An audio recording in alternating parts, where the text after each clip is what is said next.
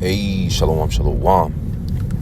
First and foremost, I want to give all praises, honor, and glory that's due to Yahweh, Ba'ashem Yahweh Shai, Ba'ashem Rakakwadash. Double honors to the apostles and elders of Great Millstone, who all in this truth from who do well. Peace and salutations to the 144,000, the rest of the elect.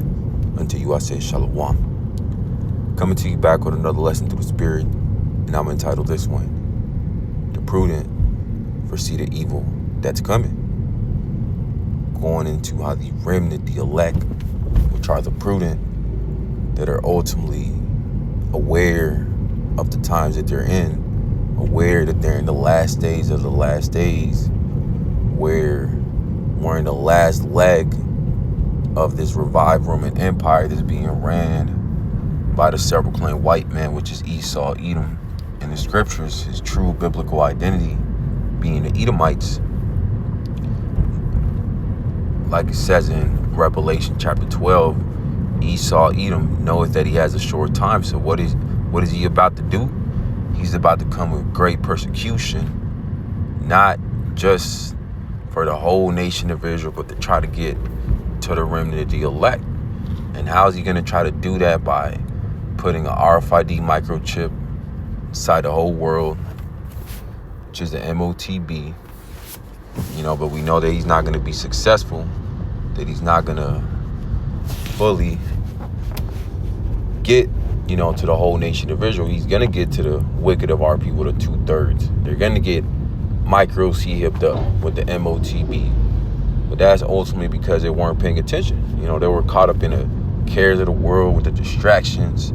They were spiritually asleep in that deep slumber, because that's the spirit that Yahweh Ba'ashem Shai wanted them in. But ultimately, the prophets, the true prophets of Yahweh Ba'ashem Shai, are still going to be warning, regardless if Jake takes heed or not. So that blood is ultimately going to be on them. But the remnant, the elect, they're going to take heed to that trumpet being blown by the watchmen, which are the prophets, and ultimately go under the shadow of the Almighty, like it says in Psalms chapter 91, and go into that strong tower, which is the names of Yahweh Ba'ashem Shai, and the power that comes with believing in those names. This is 2nd Esdras chapter 9 and verse 1, and it reads, He answered me then and said, Measure thou the time diligently in itself. And how are the true members of the elect of Yahweh Ba'ashem Shai doing that? The prudent ones, ultimately by watching out for the prophecies, keeping an eye out on the news, all the geopolitics, the different, things taking over the world. You see the gas prices rising. You see the Iran versus U.S. war is not dying down. You have, people getting laid off left and right. What is this leading to? This is leading to a societal collapse. But yet, our people, the 2/3, the wicked of our people, they don't think that's going to happen because they're not measuring the times diligently. But the remnant, the elect, they're on that watchtower. The believers taking heed to that trumpet being blown. It says, and when thou seest part of the signs past, which I have told thee before, verse 2 says, Then shalt thou understand that it is the very same time wherein the highest will begin to visit the world which he made. So the Lord is visiting the planet Earth by these different plagues, the spirits created for vengeance, famine, pestilence, and sword. All these different events taking place, from gas prices going up, farmers not planting their goods, this is all leading to prophecy being fulfilled, which is going to lead to Jacob's trouble, a time like no other. But only the remnant and the elect are, eagerly waiting for these things to happen so they could be delivered up out of here. But the rest of our people, they're in La La Land, they're consumed with the bread and circus, the FIFA World Cup, Megan Thee Stallion and Clayton, all these distractions that Esau, Edom throws at our people so they could be distracted and put to sleep again. Because that's the spirit that Esau, Edom wants the 2/3 of our people in. but he's not going to get to the remnant and the elect.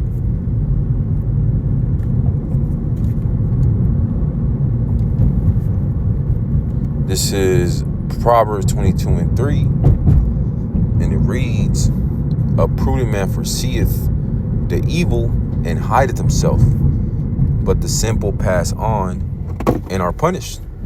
So the remnant, the elect, the 144,000 and 1/3, the believers, the helps, they're those prudent.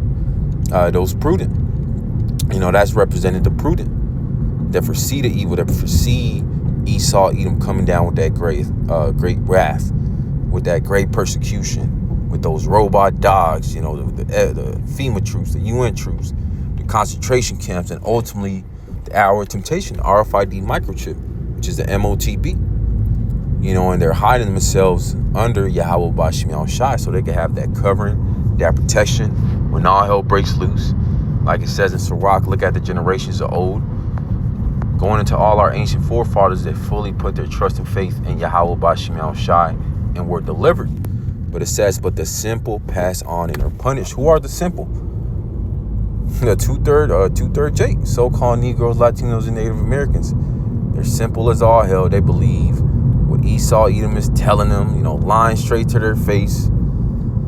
But they're about to find out that those smooth words, that his smooth, like it says in Psalms 55, his words are smoother than butter, but war was in his heart. War is in a heart and a mind of Esau, Edom, because our people, the wicked of our people, the 2/3, they haven't been given the knowledge, wisdom, and understanding. They don't have that belief that Esau, Edom's really about to do a number on the people on the planet Earth.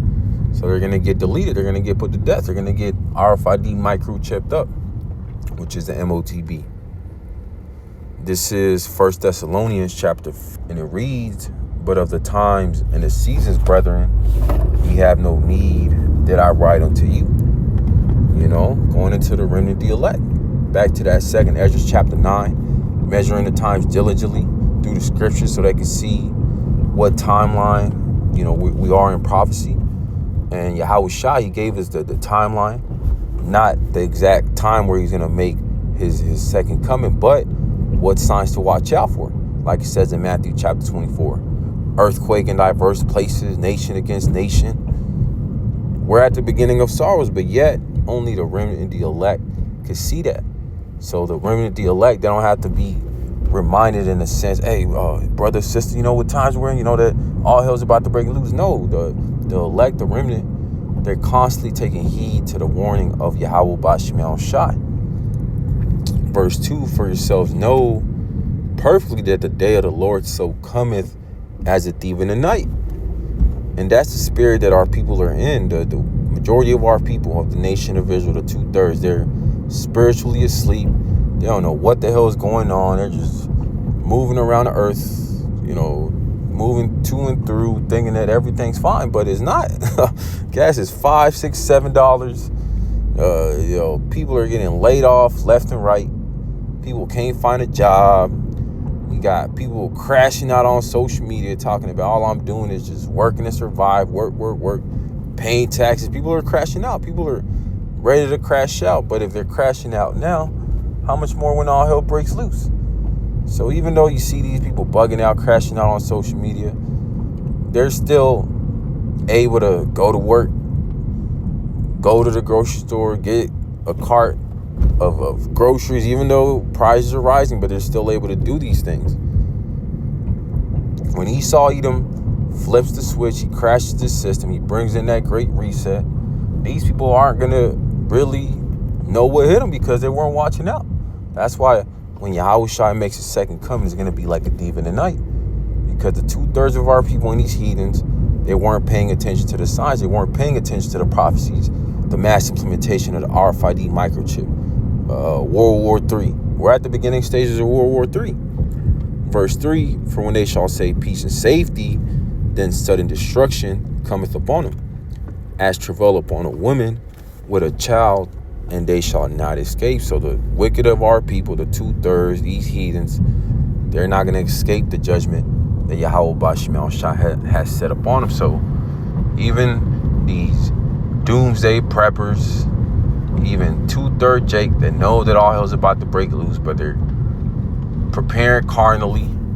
Like the scripture says, a carnal mind is enmity against Yahweh B'Shem Al Shai. The only way out of all these judgments that are about to come upon the planet Earth, out of Jacob's trouble, out of martial law, and ultimately out of that hour temptation is through Yahweh B'Shem Al Shai. No other way out. So all these wicked ass people in the world that think that they're gonna somehow escape Jacob's trouble, maybe they do make it throughout Jacob's trouble in their bunkers.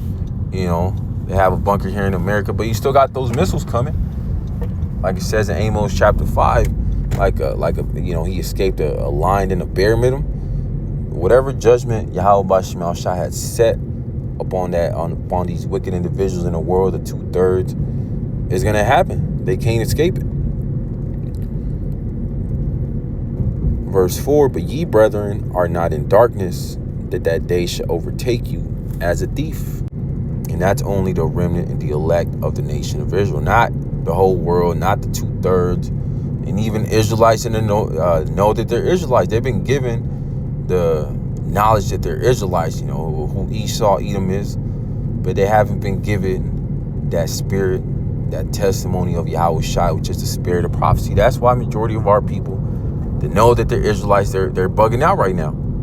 Because they see that, that all hell is about to break loose. But in their mind, they think that, if I sell out, I'm not going to get a harsh punishment like, those GMS guys that are actually pushing the downfall of Esau, Edom, that are prophesying the destruction of America.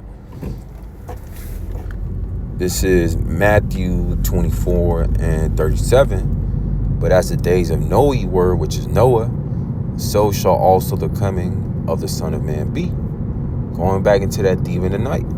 It says verse 38, for as in the days that were before the flood, they were eating and drinking, marrying and giving in marriage until the day that Noe, which is Noah, entered the ark. And that's how our people are in right now. They don't foresee, the great persecution that Esau, Edom's about to come down with. They don't see Jacob's trouble coming down the line, which we're basically at the beginning stages of it. They don't see that this economy is about to collapse and the dollar's about to be done away with. No, Jacob is trying to get the bag, trying to hop up on some fine things in the club, trying to go to the club every weekend, trying to plan their next vacation to Dubai when here Dubai is getting bombed.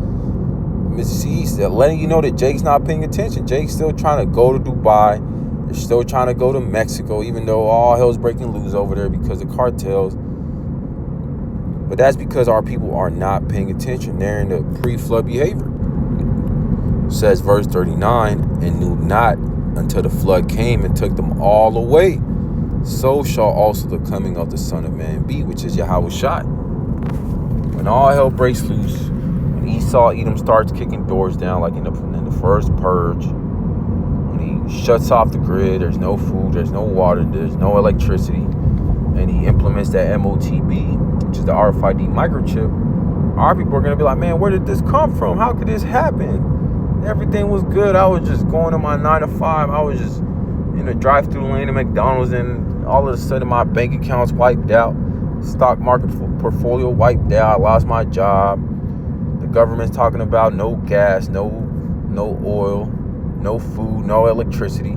How could this happen? And then here's going to come Esau, Edom with that solution, which is going to be that RFID microchip. And the ones who aren't party elected, 2/3 here in America, they're going to take it. They're going to take that RFID microchip. And then in their mind, they're going to be like, oh, we're good now.